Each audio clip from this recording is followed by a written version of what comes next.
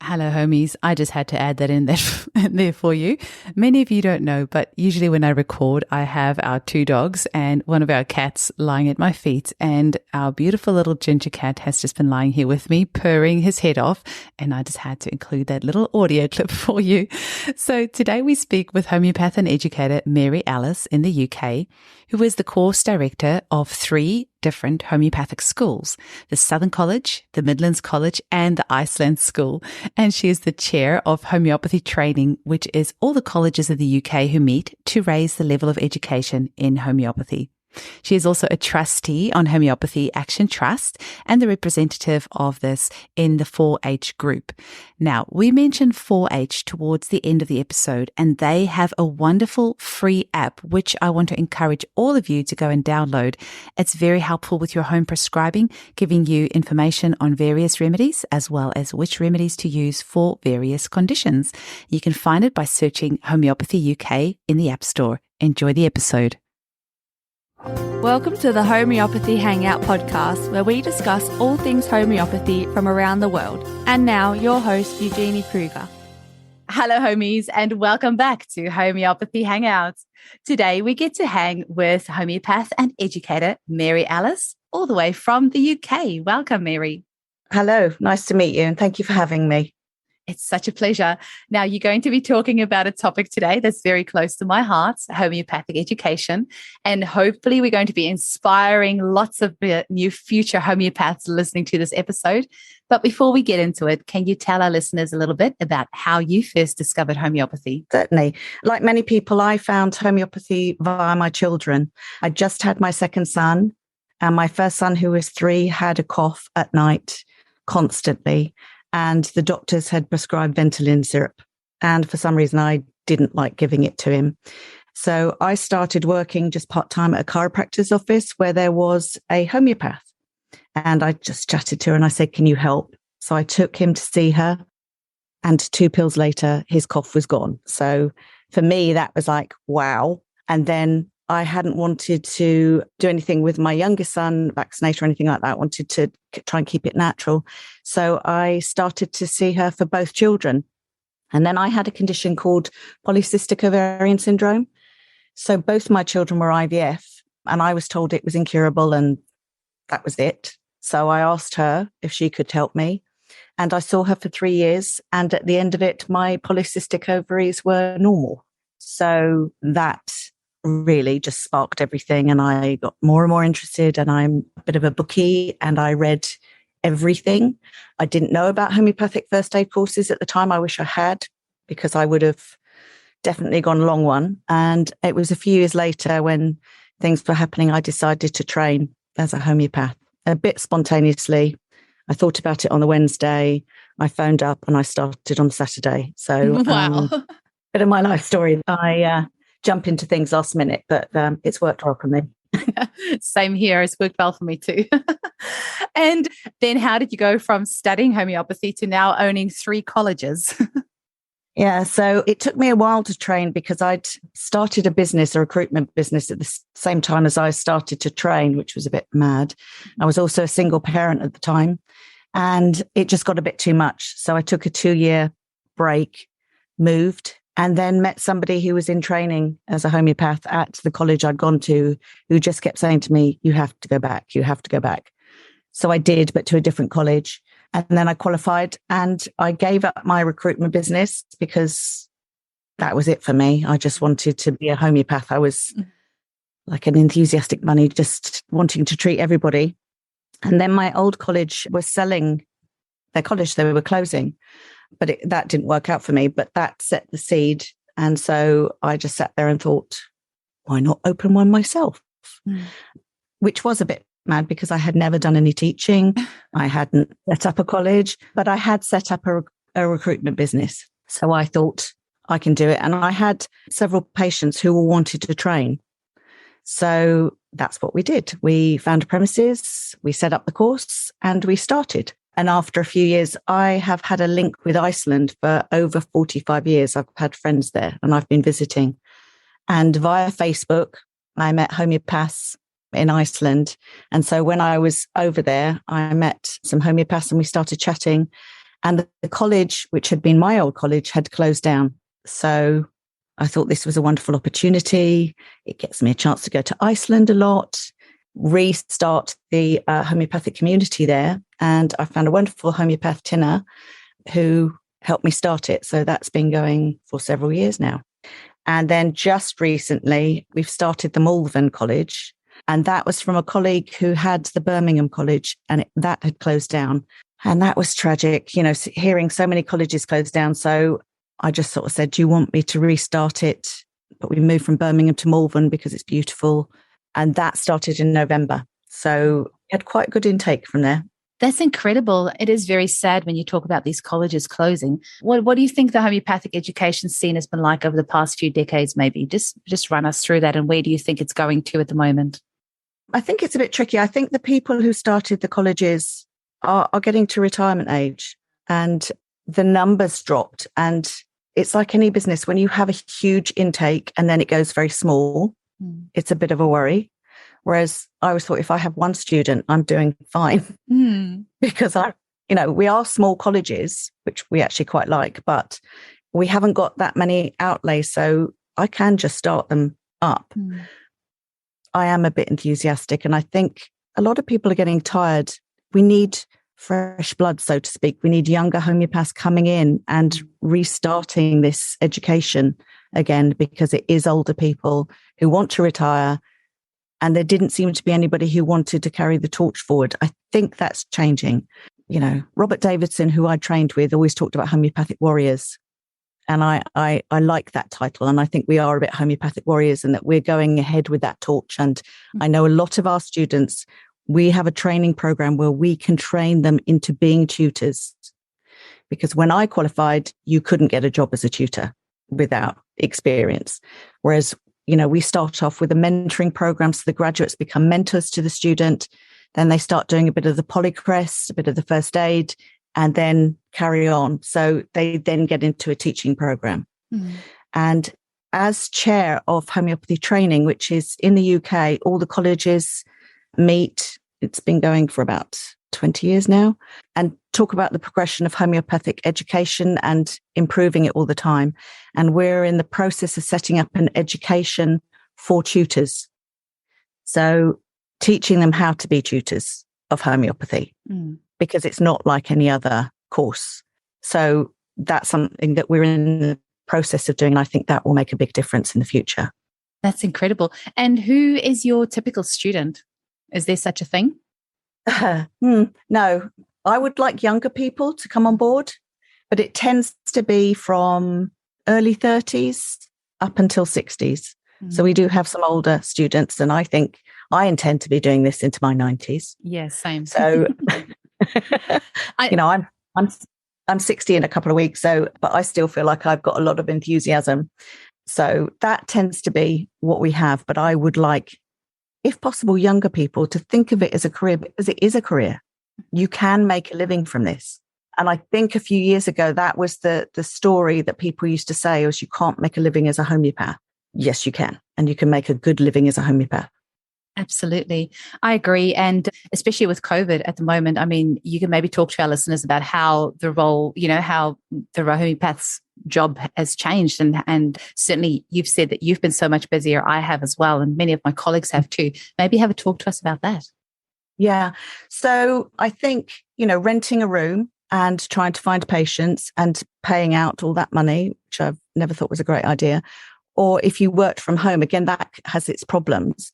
But with COVID and Zoom, which we used it a bit, didn't we? I think Zoom or Skype wasn't that brilliant.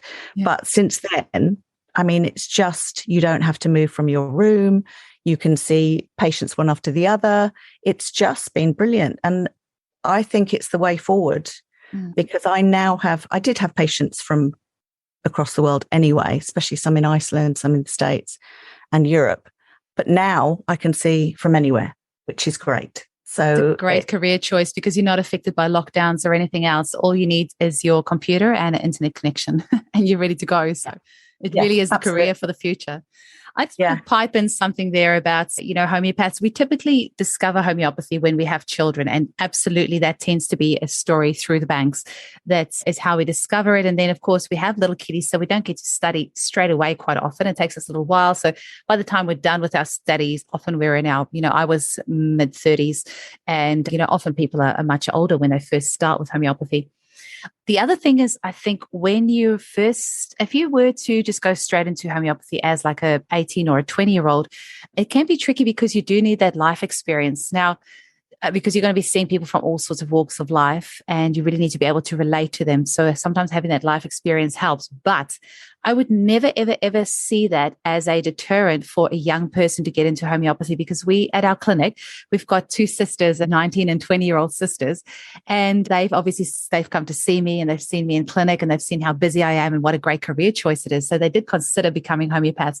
And I said to them, you don't necessarily need that life experience. You could actually study as a 18, 19, 20-year-old and then just go straight into a children's ear, nose, and throat clinic. So you're just dealing with ear, nose, and throat. You don't have to do the anxiety, the depression, the PCOS, all the other complex conditions. Just focus on ear, nose, and throat, and you will have a thriving clinic, because there are so many children suffering with that, and so many parents seeing pediatrician after pediatrician and not getting answers. So don't let age put you off at all.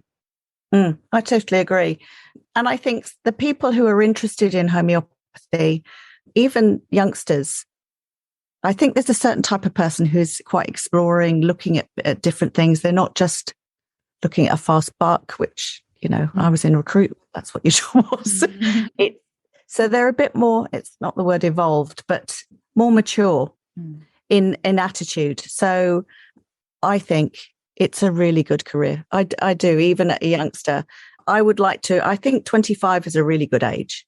Absolutely. Because you've had some life experience. You might have been to uni, but it's not fulfilling enough and you want a career. And I think that's a really good age to start training. I agree. And even if you start earlier and then end up doing professional development and say more advanced courses, by the time you're done, you'll probably be about 25, 26 anyway. So age definitely isn't a barrier. No. And our course is 4 years. So even if you start at 25, and we do, one of the things that I think is really important in our college is that we do practice development, and that carries on. So we have a graduate program where we do CPD, so that you're constantly learning, because it can be a lonely business. But I think building up networks of other homeopaths and being involved still with the college and coming on courses and lectures is a really great way of being connected and developing your skills. I think it's not a great thing if you're sitting in your room talking to people and you don't explore anything else, because homeopathy is developing just like medicine is developing, and new things are coming in all the time, and science is catching up with homeopathy. So we're discovering more about how it works. And I just think it's so exciting. So, it is. Constantly learning is what keeps you going. It really is, yeah. And it's such a wide variety. I mean, you could, if you were just to go and study a piece of materia medica, you can look into the mythology of this substance. You can look into the chemical compounds of it and any sort of folklore behind it, as well as, any toxicology reports and the proving. So it's just so multifaceted and multidimensional. Yeah. Yeah. That's what makes it so interesting, I think. Now, something you've done that really has intrigued me is the homeopathy supports refugees. Can you tell our listeners what that is and what that was and what it was? There? Yes. So in 2000, I think it was 15, the end of 2015, some homeopaths, Rick's Pike, went to Calais. She was invited to Calais in France because there was the jungle there, a big camp. And it was, pretty tragic. There was Médecins Sans Frontières helping out, but there wasn't a lot of help for the people. And I'd been looking at the news and thinking, I'd love to do something. So a group of us got together and we formed Homeopath Support Refugees, and we went out originally to Dunkirk, which was called the Forgotten Camp. I didn't even know there was a camp there. And the conditions were truly awful.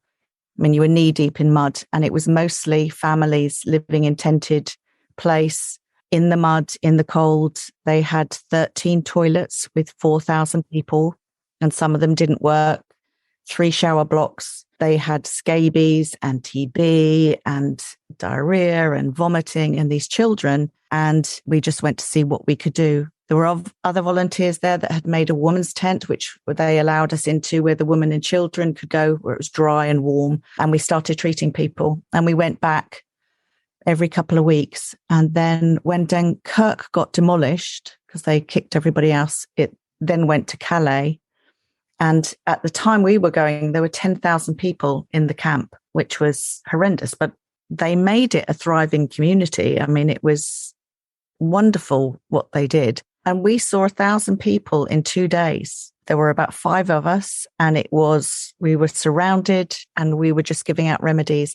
And we had a wonderful response from the homeopaths here, who made up remedies for us and sent them, so that we had enough. Because we gave, it tended to be the same sort of thing that you could give, because you had about 2 minutes of miming, and we had people who were interpreting for us to get what the symptoms were. So we had a snot chart with different colour phlegms that they could just point to, a poo chart. They would show us their skin. And so we had scabies mix, lung mix, cough mix, shock mix, trauma mix. So we did lots of mixes. So it wasn't classical homeopathy, because you just couldn't do that there. And we did that until the camp again was demolished. And then we went out for a few months more, but they were scattered, and it became quite dangerous and difficult to treat people, because we were going into the woods and there was a couple of us on our own, and it just got too difficult. So, and I did it for about 2 years and I was a bit worn out. So we stopped going. But then the Grenfell fire happened. And so a group of us started there, and that grew, and that's still going on a bit. COVID obviously knocked it. I wasn't so involved in that, but we carried it on. So it's still there for the next crisis that we could do something. But I have to say that the homeopaths as a community were wonderful in that, rallying together and providing us with donations for remedies and tinctures and clothing and sleeping bags and things like that. They just didn't only do remedies.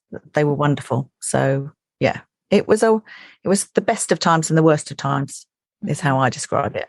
But it made me hone my prescribing skills, because you had to be on it. But I think the homeopaths there, we worked really well as a team. If you had somebody talking to you and you're thinking, oh, what remedy? Somebody else would go, that Kali Bic or that, something. And because we all seemed to be working in connection, and we could hear what was going on, and sometimes pop in with a remedy and you go, oh, of course it is. So yeah, wonderful time.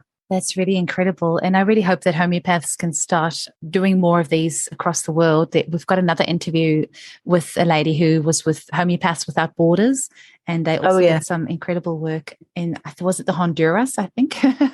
And Haiti, wasn't it? Did they do Haiti? Yeah, I think some of them went there as well. But it's beautiful seeing that. So great. So just back to the homeopathic education, what sort of topics can a student look forward to learning with you, and what sort of things do you think is important for them to learn in their training journey?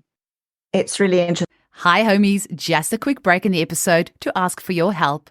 Producing this show takes a lot of time and money, and I would really appreciate your support so I can continue producing new episodes for you to enjoy. You can visit www.buymeacoffee.com/hangout to make a donation from as little as $5. Believe me, every little bit helps.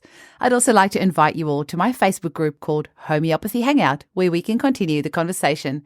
And for my Australian listeners, check out my amazing range of homeopathic kits, remedies, crystals, supplements, and more at www.eugeniekruger.com. All right, let's get back to the episode. Thanks for your time.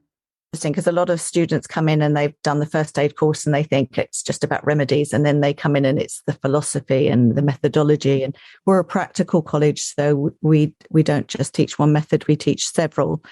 So it's quite in depth, and it's wonderful to see them sort of blown away and then panicky, and then the light bulb moments as the course progresses. It tends to be the first year is like, I love it. It's just wonderful. Going into second years, I don't know anything and I can't do this. And then the third year, it's, I'm getting it. Oh, that makes sense. Oh, that's why that does. And then the fourth year, it's just honing their skills. And we start to have clinics immediately. So from year one, Wow. And we get him to take cases because, as Robert Davidson said, who was my principal, you can't learn to fly a plane unless you get in the cockpit. So we have clinics online now, Zoom, and they take cases and we hold their hands. So by the end of the 4th year, they have a practice. They have patients and they have a practice. So that's the progression. We also teach flower essences. We teach herbal tinctures. We do quite a lot of self-development work, journey work. So it's quite an eclectic mix, but it's definitely about your journey as the practitioner and how you grow as well, because you are not the person when you leave that you came in. You grow it so much. And that's one of the best things of my job, is watching that progression and seeing all that, the good and bad times, because you do have them coming in just going, I can't do this. I don't get this. I mean, we had one of our graduates, Gabby, who is a veteran and is now working with veterans with PTSD. She did it for thesis and she saw veterans, and she's now being funded by Homeopathy UK to see more veterans. And it was really in her 4th years that she suddenly went, oh my God, I get it. She was seeing the remedies work in a different way. And it was the 4th year was her big light bulb moment where she struggled a bit, and then suddenly, and now she's flying. She's absolutely flying, and she's doing GoFundMe pages because veterans who some of them had been on treatment for 10 years for PTSD and hadn't really improved. And then 4 appointments with homeopathy, were sleeping, depression was getting better, relationships being reformed. And they all gave testimonials on her graduation about how fabulous it was. And a lot of them were skeptics. And the wonderful thing about soldiers is they won't take any woo-woo stuff. Yeah. So when they tell you it works. It works. Yeah. Yeah. Yeah. That was wonderful. So I think you get some people who just right from the start are in it, and other people, it just takes a bit longer. But it's wonderful to see. And that's what drives me forward, because each year is different. Each year brings up a different thing. And one of the things I'm very keen on is that our education doesn't stay stuck in this. We're evolving all the time and looking at new ways of developing it, new ways of making it better and better and better, and evolving in the same way as our students do. So we're constantly changing, which is what makes me excited. Yeah. And is your teaching mostly online, or is it in person, or a combination? We did go online in lockdown. It wasn't great, to be honest. We have always had we have a lady in Doha that could come a couple of times a year, but she was all online. We have now more people online, but we do a mixture, because actually being together in that energy is really good. So some of our Icelandic students in lockdown came online with us. So that was really good. So we do a mixture now. Some people are online if they can't get into us, but we are in person, because I think there is an energy there that is, I don't want to stop that. So I wouldn't do a totally online course. A mixture is fine, but I do like being with them. And how do people get hold of your colleges? Or how do they get hold of you if they want to enroll or find out more information? So we have a website, which is schom.com, and all 3 colleges are on there. And then email me or give me a call. And then I normally have a Zoom chat with somebody and just let them answer all the questions. But what we offer is somebody to come in and sit in, either in person or on Zoom, for a weekend, a day or a weekend, and just see what it's like and talk to the other students, because I think I'm quite persuasive, but I think, I could talk anyone around, but I think it's really good if they meet the students and get to hear what it's like and meet the tutors. So people often like to do that, and then they're just really fired up and want to join. So Absolutely. That's what we offer. Yeah. Is there anything else that you want to add just about why you think homeopathy is a great career choice, or about homeopathic education, or just anything else to inspire people to get studying? I think if you are interested in health, yours and anybody else's, and you're interested in people and you want to help, homeopathy really is the way forward, because we're talking about planet-friendly medicine. We're talking about non-toxicity. We're talking about raising your health, your vital force, as we call it. And you can do that all with homeopathy with, no danger. There's no harm with it. And I was told recently that the average 55-year-old is on 4 medications. I mean, that's frightening. And our children are medicated and have Calpol and all the rest of it. And you can do it all naturally. My youngest now is 26 and he's never been to the doctor.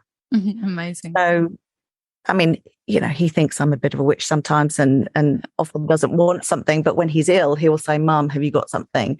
And to say that, children are now men, never needed to go to the doctor is quite amazing. And I think that's where we have a place.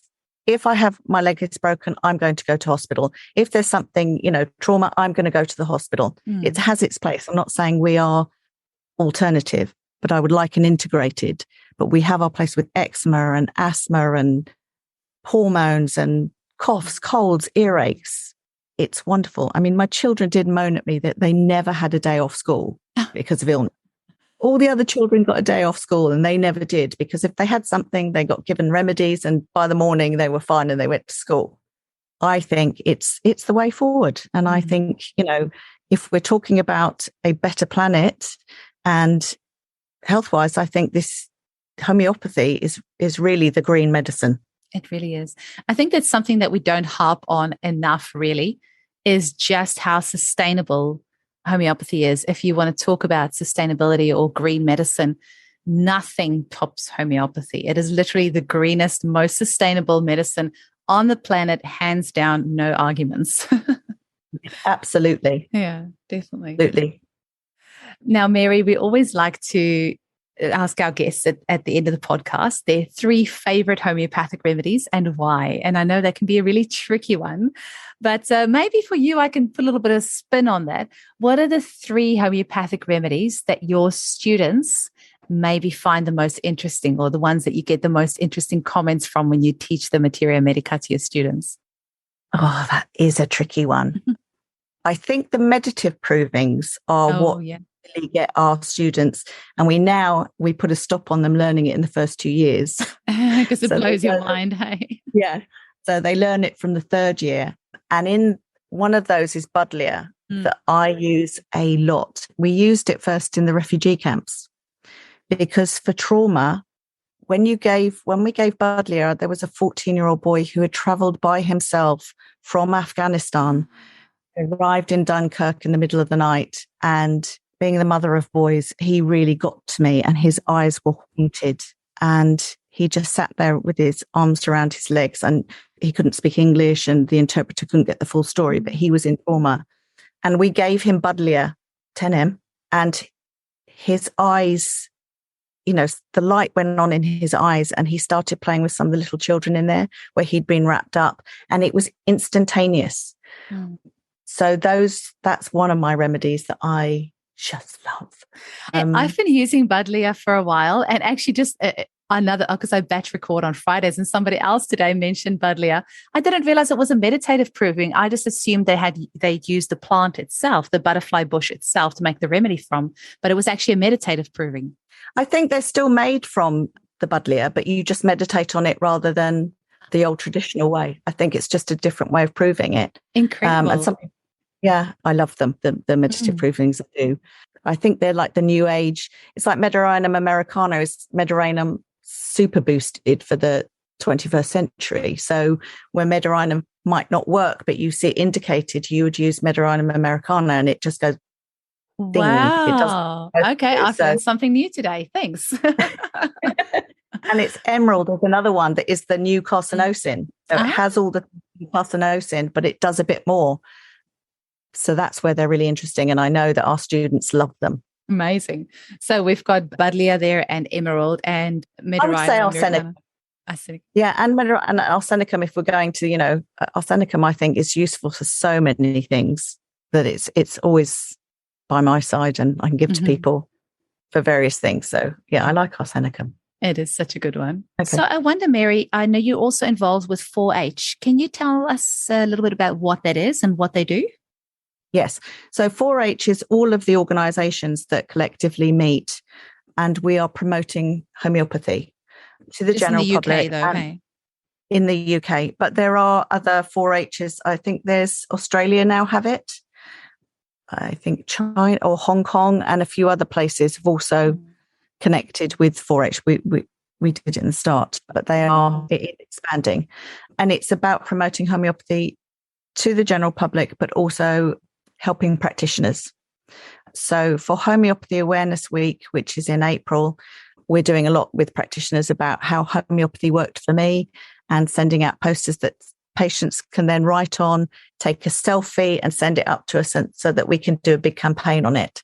So we do lots of campaigns every year to promote homeopathy. Also, if you have any detractors that write anything, that's the first line that 4-H tries to deal with it. And dealing with the Advertising Standards Authority case, sometimes go after homeopaths for the wording we use, and so it's protecting practitioners. That so it's our registering bodies. I'm a trustee of HAT, which is Homeopathy Action Trust, which is a charitable organisation that helps practitioners and promotes homeopathy to the general public as well. It used to be called Homeopathy Friends about 20 years ago. It's now HAT. So it's a really good organisation, and you can find it on findahomeopath.org. And that also has a list of all homeopaths in the UK that you can, if you're looking for a homeopath, you would go on there, put in your area, and then a list of homeopaths would come up. Incredible. And 4-H has got an app as well, hey? It does have an app, and it's wonderful. It's so that you can go in on symptoms and look at what's symptoms, and it would come up with a list of remedies, and then you can go on the remedies, and it's a free app.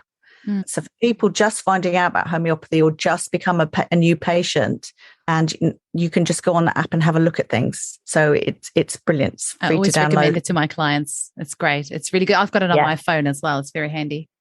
Yeah, I use it. So it's for everybody. Yeah, definitely. It's very, very handy. Yeah. Well, thank you so much for your time today. I am just so hoping that right now there is somebody listening to this podcast that's going to be inspired to get in touch and study homeopathy, because it's the career for the future, and it's the medicine for the future. It's just got all the ticks right there to, have a wonderful career helping people around the world. You're not limited by your location at all. And it's the one job you will never, ever, ever get bored of. I totally agree. I always say that. I have a low boredom threshold, probably why I do different things. Yeah. But I haven't been bored for a second. I completely agree. Yeah, definitely. Well, thank you so much for your time. I hope you have a beautiful day. Thank you so much.